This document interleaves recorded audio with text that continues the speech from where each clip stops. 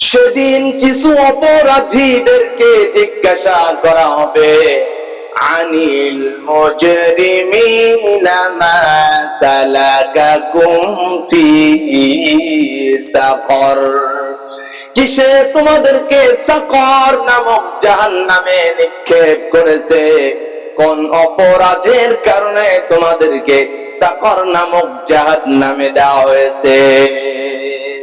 সেদিন তারা বলবে, ক্বালু লাম নাকু মিনাল মুসাল্লিন,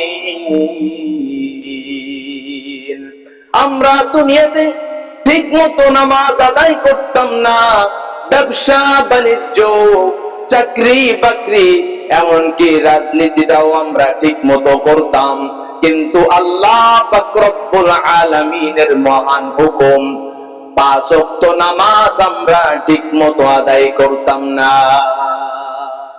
সেদিন তারা বলবে, ওয়ালাম নাকু নুতঈমুল মিসকিন,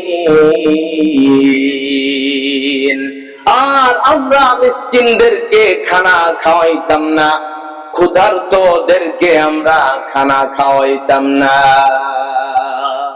সেদিন তারা বলবে, وَكُنَّا نَخُوضُ مَعَ الْخَائِضِينَ, আর আমরা সমালোচনাকারীদের সাথে সমালোচনা করতাম, আমরা আলেমদের নামে প্রোপাগান্ডা চালাইতাম, আলেমদেরকে মিথ্যা অপবাদ দিতাম, আলেমদের নামে মিথ্যা সাক্ষী দিয়ে তাদেরকে জেলখানায় বন্দী করতাম। সেদিন তারা বলবে, ওয়াকুন্না নুকাল্লিবু বিয়াউমিদ্দিন, আর আমরা বিচার দিবসকে, কিয়ামতের দিবসকে মিথ্যা বলতাম। এই সমস্ত কারণে আমাদেরকে এই সাকর নামক জাহান্নামে নিক্ষেপ করা হয়েছে। নাউজুবিল্লাহি।